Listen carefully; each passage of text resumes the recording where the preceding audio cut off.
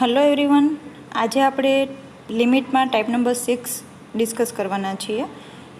Last લેક્ચરમાં આપણે type number 5ના example જોયેલા હતા. તો ફર્સ્ટ આપણે ટાઈપ નંબર 6ના ફોર્મ્યુલા ડિસ્કસ કરી લઈએ.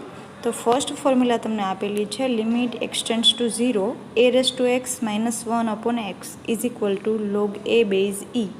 હવે અહીંયા a⁻x - 1 અપોન એક્સ એટલે કે એની ઘાતમાં તમને જે પણ વેરિયેબલ આપેલો હોય એ વેરિયેબલ છેદમાં આપેલો હોવો જોઈએ. a⁻2x આપેલા હોય તો છેદમાં આપણે 2x બનાવવા પડે. ઇઝ ઇક્વલ ટુ આપણે log a બેઝ e લખી શકીએ. હવે એની જગ્યાએ તમને કોઈ પણ નંબર આપેલો હોય 2 આપેલો હોય તો 2⁻x - 1 અપોન એક્સ તો is equal to log 2 base e લખી શકાય. એવી જ રીતે second formula limit x tends to 0 e⁻x - 1 upon x. હવે અહીંયા જુઓ એની જગ્યાએ e આપેલો છે તો આપણે એની જગ્યાએ e લખીએ તો log e બેઝ e. આપણે જાણીએ છીએ લોગેરિધમ મુજબ બે સરખા હોય log e બેઝ e તો એના બરાબર 1 લખી શકાય એટલે ઇઝ ઇક્વલ ટુ 1. એક્ઝામ્પલ જોઈએ. Limit x tends to 0 a⁻x - b⁻x upon x. હવે અહીંયા આપણે x વાળું ફોર્મ આપેલું છે અને ટેન્ડ્સ ટુ 0 આપેલું છે એટલે ટાઈપ નંબર 6નો યુઝ કરવાનો થશે. બરાબર. હવે ટાઈપ નંબર 6 યુઝ કરવા માટે આપણે એમાં -1 a⁻x - 1 b⁻x - 1 એવું જોઈએ પદ. તો અહીંયા આપણી પાસે બંનેમાં આપણે -1 ના કરી શકીએ પણ આપણે +1 અને -1 એવું કરી શકીએ. તો અહીંયા જુઓ solution limit x tends to 0 a⁻x - 1 b⁻x +1 upon x બરાબર છે. 1 ને બાદ કરો અને 1 ને એડ કરો. એના પછીના ટર્મમાં જોઈએ તો આપણે -1 હોય તો જ આપણી ફોર્મ્યુલાને ફોલો કરવાની છે. તો વચ્ચેના પદમાંથી આપણે માઇનસ કોમન કાઢી લઈએ તો જે લાસ્ટવાળો +1 છે એ માઇનસ થઈ જશે. Is equal to limit x tends to 0 a⁻x - 1 b⁻x - 1 બરાબર છે. માઇનસ કોમન કાઢીએ એટલે બ્રેકેટમાં રહેલા એલિમેન્ટ પ્લસ હોય તો માઇનસ અને માઇનસ હોય તો પ્લસ થઈ જશે. એટલે અહીંયા b⁻x માઇનસ આપેલું છે તો એ પ્લસ થઈ જાય અને +1 આપેલા છે તો એ -1 થઈ જશે. એના પછીના સ્ટેપમાં આપણે અલગ અલગ છેદ બંનેને આપી શકીએ વચ્ચે માઇનસની સાઇન છે એટલા માટે. તો આના પછી આપણે એવું લખી શકીએ કે a⁻x - 1 upon x minus b⁻x - 1 upon x.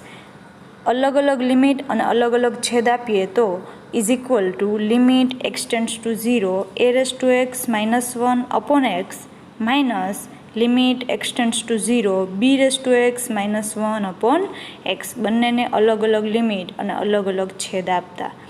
હવે જુઓ અહીંયા આપણી પાસે બે ફોર્મ્યુલા બની ગઈ. ફર્સ્ટ ફોર્મ્યુલા જોઈ એને એ જ છે. અહીંયા તમને સાઈડમાં આપેલી છે એવું હોય તો limit h tends to 0 a⁻h - 1 upon h is equal to log a base e. તો અહીંયા is equal to log a base e લખી શકાય. અને બીજી ફોર્મ્યુલા છે limit x tends to 0 b⁻x - 1 upon x. અહીંયા એની જગ્યાએ b આપેલો છે તો એને આપણે ફોર્મ્યુલાના આન્સરમાં એની જગ્યાએ b લખી શકીએ તો minus log b base e. હવે લોગેરિધમના જે ડિવિઝન રૂલ છે log x base a minus log y base a is equal to log x upon y base a. ભાગાકારનો નિયમ લઘુગુણકનો એ આપણે ઉપયોગ કરીએ તો અહીંયા બેયના બેઝ સરખા છે e બરાબર છે. તો એને આપણે ભાગાકારના ફોર્મમાં ડિવિઝનના ફોર્મમાં લખી શકાય એટલા માટે log a upon b base e. જ્યારે તમને એક્સટેન્ડ્સ ટુ 0 આપેલું હોય અને ઘાતમાં x વાળું ફોર્મ આપેલું હોય ત્યારે આપણે ટાઈપ નંબર 6નો યુઝ કરવાનો છે. -1 આપેલા ન હોય તો +1 અને -1 કરી આગળ કોમન કાઢી અને આગળ વધશું. સેકન્ડ એક્ઝામ્પલ જોઈએ. Limit x tends to 0 e⁻ax - e⁻bx upon x. આગળના એક્ઝામ્પલની જેમ જ અહીંયા ટાઈપ નંબર કઈ છે એ ચેક કરવું હોય તો પહેલાં તો એક્સટેન્ડ્સ ટુ 0 આપેલું છે અને ઘાતમાં x વાળા ફોર્મ આપેલા હોય તો ટાઈપ નંબર 6નો યુઝ કરી શકાય. તો ફર્સ્ટ જે સ્ટેપ છે એમાં +1 એન્ડ -1 બરાબર. તો is equal to limit x tends to 0 e⁻ax - 1 - e⁻bx +1 upon x. હવે અહીંયા આગળના સ્ટેપમાં આપણે +1ની જગ્યાએ -1 જોઈએ છે આપણી ફોર્મ્યુલામાં, તો માઇનસ આપણે કોમન કાઢી લઈએ. તો is equal to limit x tends to 0 e⁻x -1 minus e⁻bx -1. Minus common કાઢીએ તો બ્રેકેટમાં રહેલા એલિમેન્ટની સાઇન ચેન્જ થઈ જાય એટલા માટે. એના પછીના સ્ટેપમાં આપણે અલગ અલગ છેદ આપી દઈએ. અલગ અલગ છેદ અને અલગ અલગ લિમિટ બંને અહીંયા જોડે જ કરેલું છે.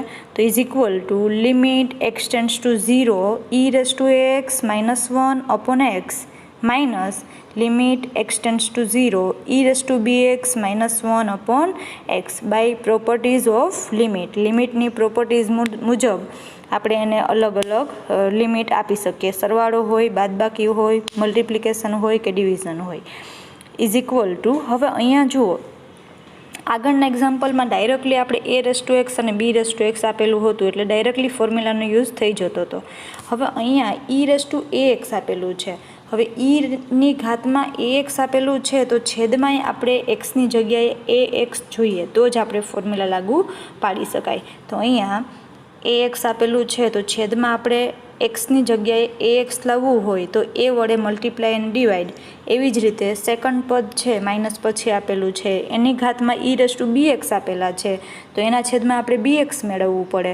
તો એને b વડે મલ્ટીપ્લાય અને ડિવાઈડ કરી નાખો તો તમને મળશે is equal to a into limit x tends to 0 e⁻x -1 upon ax minus b into limit x tends to 0 e⁻bx -1 upon bx. જે ફર્સ્ટ ટર્મ છે એને a વડે મલ્ટીપ્લાય એન્ડ ડિવાઈડ કર્યું, સેકન્ડ ટર્મ છે એને b વડે multiply and divide કરતા. હવે જુઓ જે બ્રેકેટમાં ફોર્મ્યુલા આપેલી છે, પદ આપેલું છે એ આપણી ફોર્મ્યુલા બની ગઈ. Limit x tends to 0 e⁻ax -1 upon ax બરાબર છે. ઘાતમાં ax આપેલું છે તો છેદમાં ax મળી ગયું. એવી રીતે સેકન્ડ ફોર્મ્યુલા છે એમાં ઘાતમાં bx આપેલું છે તો છેદમાં bx મળી ગયું. તો એના બરાબર આપણે લોગ e આપેલો છે અહીંયા e છે તો આપણી સેકન્ડ ફોર્મ્યુલા મુજબ લોગ e બેઝ e મળશે એટલે એના બરાબર આપણે ડાયરેક્ટલી 1 લખી શકીએ બરાબર છે. તો is equal to a into બ્રેકેટમાં 1 minus b into 1 is equal to a minus b. હવે અહીંયા આ એક્ઝામ્પલમાં જ્યારે તમને ઘાતમાં આપેલું છે એવી ઘાત આપણે છેદમાં બનાવી લેવાની. છેદમાં ઘાત બનાવવા માટે જે તમને નંબર આપેલા હોય, ધારો કે અહીંયા ax આપેલું છે, 2x આપેલા હોય, 3x આપેલા હોય તો આપણે એના વડે મલ્ટીપ્લાય એન્ડ ડિવાઈડ કરી શકીએ. નેક્સ્ટ એક્ઝામ્પલ જોઈએ. Find limit n tends to 0 3⁻2n minus 2⁻3n upon n. હવે આગળના એક્ઝામ્પલોને આપણી ફોર્મ્યુલામાં x આપેલું હતું, અહીંયા xની જગ્યાએ તમને n વેરિયેબલ આપેલો છે બરાબર છે. કોઈ પણ વેરિયેબલ આપેલો હોય ફોર્મ્યુલામાં કાંઈ ફેર પડતો નથી. સોલ્યુશન જોઈએ. હવે જુઓ અહીંયા આગળના એક્ઝામ્પલમાં e⁻ax આપેલું હતું કે એની વેલ્યુ આપણે જાણતા નહોતા, પણ અહીંયા 2 અને 3 ઘાતમાં આપેલા છે તો એની વેલ્યુ આપણને ખબર છે. તો ફર્સ્ટ સોલ્યુશનમાં આપણે આ પદને એવી રીતે લખી શકીએ કે 3⁻2n હોય તો 3⁻2n બરાબર છે. 3ની 2 ઘાત હોલ બ્રેકેટ ઘાત n. તો અહીંયા limit n tends to 0 3⁻2n minus 2⁻3n upon n બરાબર છે. ઘાતની ઘાત હોય તો ઘાતનો ગુણાકાર કરી શકાય એટલા માટે અહીંયા 3⁻2n is equal two 3⁻2n લખી શકાય અને 2⁻3n is equal two 2⁻3n લખી શકાય. હવે અહીંયા 3⁻2 એટલે કે 3નો વર્ગ તો 9 થાય અને 2નો ઘન 8 થાય. તો એને સોલ્વ કરી નાખીએ તો is equal to limit n tends to 0 9⁻n minus 8⁻n upon 8.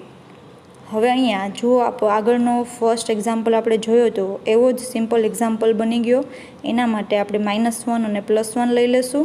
તો લિમિટ અહીંયા એક સ્ટેપ ડાયરેક્ટ લઈ લીધું, બાકી આપણે +1 અને -1 લઈ અને પછી બ્રેકેટમાંથી કોમન કાઢીએ તો આ પદ મળી જશે. Limit n tends to 0 9⁻n -1 minus 8⁻n -1 upon n. હવે બધાને અલગ અલગ છેદ અને અલગ અલગ લિમિટ આપી દઈએ. Is equal to limit n tends to 0 9⁻n -1 upon n minus limit n tends to 0 8⁻n -1 upon n. ફોર્મ્યુલાનો યુઝ કરીએ તો limit n tends to 0 9n-1/n is equal to log 9 base e minus 8n આપેલા છે તો એની જગ્યાએ log 8 base e, એની જગ્યાએ તમને 9 અને એની જગ્યાએ 8 આપેલા છે તો આપણે જે ફોર્મ્યુલામાં એની જગ્યાએ 9 અને 8 મૂકી દેવાના તો is equal to log 9 base e minus log 8 base e. હવે અહીંયા લોગેરિધમનો આપણે ડિવિઝન રૂલ યુઝ કરીએ તો log a base e minus log b base e is equal to log a upon b base e. તો અહીંયા log 9/8 base e, that is answer. જો હવે આ મેથડમાં આપણે ખાસ ધ્યાન રાખવાનું છે કે તમને ઘાતમાં જે પદ આપેલું છે, ઘાતમાં જે વેરિયેબલ આપેલો છે એ વેરિયેબલ આપણે છેદમાં લઈ આવવાનો છે. જો છેદમાં ડાયરેક્ટલી આપેલું હોય તો ડાયરેક્ટલી ફોર્મ્યુલાનો યુઝ થઈ જશે. છેદમાં આ ઘાત ન આપેલી હોય તો આપણે ઘાત બનાવવી પડે, જેમ આપણે e⁻ax વાળા એક્ઝામ્પલમાં બનાવેલી હતી એ રીતે.